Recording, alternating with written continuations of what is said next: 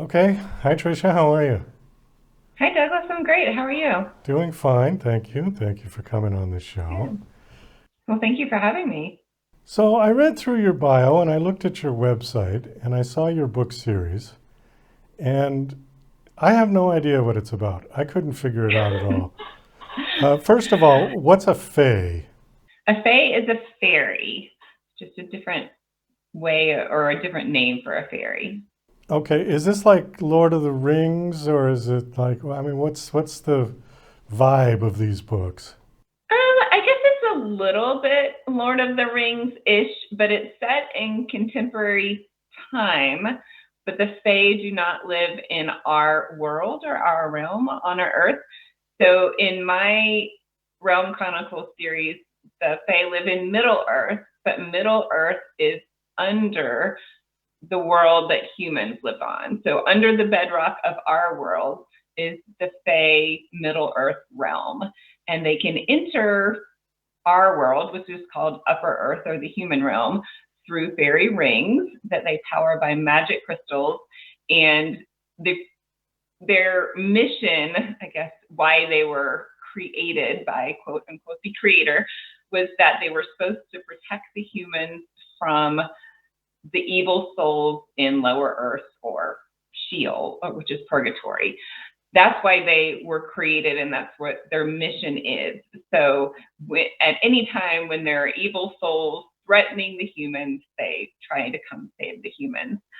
But it's relatively quiet on that front when we enter our story with a Fae princess who is 15 years old, and she's given, her father decides that it's time for him to step down. She's given the crown. The only problem is she's the first ever female monarch in the whole realm, and everyone else is very confused, shaken up, doesn't know what to do with this. So she has challenges not only from other monarchs within her realm, but also from close advisors that had served her father. That's the how the series starts. And To Be a Fae Queen, we're now 4 books ahead. To Be a Fae Rogue was just released, and she gets over, she becomes the queen, so we know that happens. Spoiler alert. But there are also other forces that are endangering their realm. There's an evil archangel named Sonia that has decided that Titania needs to be gone, because there's a legend in Fae lore that there will be one called the One to end all evil. And right now, Sonia is the evil person, so, or evil archangel, as it may be called, as she may be called. So Titania is, her whole mission is to save her Fae and to save her humans from this evil archangel. Are they worried that the crazy humans up above them are going to blow up the Earth, and then they'll go too because we're going to like destroy the planet? Well, yeah, it was kind of interesting because this is a sister series to the Kingdom Journal series, and in that series, there's a trinity of witches who, when they turn 18, have to try to break this curse on the witch lines. And I realized the Trinity of Witches is born in 2000, so that leads you up to 2018. And then I just realized we were 2 years later in this series, so this is 2020, and all these horrible things are happening in the human realm right as this evil archangel is deciding she's going to rain hell on now the human realm, because, well, I won't give too many spoilers away, but yes. So they are very worried that we're going to implode our earth and it's going to affect them, because they get their water and their light from these fairy rings, and if those get closed or damaged, or our world implodes, so does theirs. So yes, that is a very real threat. Have you published other book series besides this, or is this the one? Right. So this is the Realm Chronicles series. There's 4 books in the series right now. The 5th and the finale comes out next summer. So I'm super excited about that. And as I said, it's a sister series to the Kingdom Journal series, which is also a YA fantasy series. It's more of an urban fantasy. So it's set in contemporary time, with a group of teenage witches. But I also have a romance series that I pin under Tricia Copeland, as well as the last 2 books are under Maria Jane. That is the perfect romance series. My writing started with the Being Me series, which is a coming of age series about a girl who experiences anorexia and her recovery from anorexia. So those are my 4 major series, but I also have dabbled in dystopian YA as well. Okay. Do you do something else besides writing, or is writing your full-time job? I do. I'm a patent agent, so I do technical writing during the day, writing patent applications, and then usually in the evenings is when I do my fairies and witches and vampires. Okay. Where did this whole idea come from about these fays? It was really interesting because I found out about an anthology that the theme was fantasy characters who struggle with mental health issues.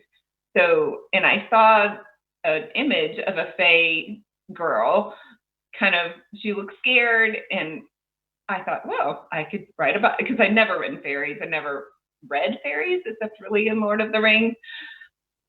So I thought, well, I'll just make her a fae. So I made her a fae, and she has anxiety issues because her 4 brothers, and the reason why she gets handed the crown is because her 4 brothers were killed in a battle, her 4 older brothers. So she's the last of her line to take the monarchy in her kingdom. And that's how the story came to be. And she actually got inserted into the finale of the Kingdom Journals and worked with the witches to try to stop this evil archangel at the time. Or I guess she was only a witch at the time. Yes, she was only a witch at the time. But so that's how it kind of started, just seeing a picture of this fairy who looked scared. And I created her whole story around that one image. I was trying to think of stories that had fairies, and did they have fairies in Lord of the Rings? They do have fae or fairies, and most fairies in different fantasies don't have wings. My fairies do. And a lot of times there's things like they can't tell a lie, like in Midsummer Night's Dream. They can't tell a lie, but they try to trick you. They tell you the truth, but not really completely the truth, right? And sometimes in fairy lore, the fae are harmed by iron. So there's different fae lore. I didn't really go by any of that. My theories are a little bit different from the traditional fae. But in different instances, they have different powers, or I guess in different literature. The one that, like I said, the one I really could think about that definitely had that was Peter Pan. Right, and Tinkerbell. Yeah. Tinkerbell, right. Why are fairies why are they so underrepresented in movies? I don't know about movies. I mean, there is like the Fairies Wink series right now that was on Netflix. It was books and it was translated into Netflix. So that series did a great job. There's a lot of literature about fairies, and fae fantasy is really popular right now in books.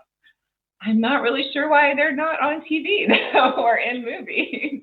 Maybe I guess there are other superheroes that fly. So I'm not really sure why that is. It's interesting. Maybe I just missed it growing up, because I don't remember a single one except for Peter Pan. That was the right, yes. I guess in Cinderella, you have the fairy godmother who comes to Cinderella. No, that's true. And there's fairies and usually fairies come grant a wish, like in Shrek, there was a fairy. There's also a fairy godmother, I believe. So they're usually minor characters, but there's not a lot with major characters of fairies. I think you're right. Did you self-publish, or do you have a publisher? I do. I self-publish. Tell me a little bit about your experience with that, because I think a lot of people are afraid of it, particularly authors who haven't gone through the process and what it entails, and give us your sort of opinion of it. Right. Well, I love it. Now, I don't do everything myself. Like, I have an editor, I have a proofreader, I have a formatter, I have a cover designer, and I write it, and they edit, they proofread. I obviously am in that process too. And then they format and they send me the files and I upload them. So I can't claim to know everything about every step, but I love it. I mean, I think you really have to find good people and work with good people. But the author community that I've met and the reader community that I've met at the different signings I go to are super nice, super supportive, and I just love them. It's wonderful. Do you find it too arduous to do like all of the media and marketing and all of that yourself? Not really, I think, and I've talked to authors who are published even under the big publishers, and I have my own podcast as well, so I talk to a lot of them, and they tell me they have to do their own marketing too. So I don't think it's hugely, I mean, if you're with a big house, they're going to be selling your book too. But from what I'm hearing, it's not all that different. So, and it's just what you learn. I kind of like doing graphics and some of those things. I can use Canvas. That's as far as I get on that. But sometimes it's another creative outlet for me. Maybe I do interview authors who, this is their debut novel, and because Penguin Random House publicists contact me about interviewing authors for my podcast. So I do talk to them that are just doing their first debut novels. But the publishers do have publicists. So that does give them, some support, I think. But I was just too impatient to go through that process. Maybe I tried querying for 3 months, and maybe that's probably not long enough because all the authors I talked to tried a year or two to query agents, but I just wasn't patient enough, probably. All of the books in the series are out. They've been released at this point. In the Realm Chronicle series, we still have one more book, which is the fifth finale that's coming out next July. Okay. Or July of 2025, I should say. All right. Well, we are just about out of time. We're going to have to wind this down. The last question, do you have a website that you want to give out? I do. It's www.Tricia, Tricia Copeland, Copeland.com. And if you go to the website, on the very first page, there's a button you can click to get 2 free short stories. I have a free short romance as well as a free short YA fantasy introduction story. So those are always fun to read if you would like to sample my work. Well, thank you for coming on the show. It was nice meeting you and talking to you. Best of luck with your book series. Thank you so much.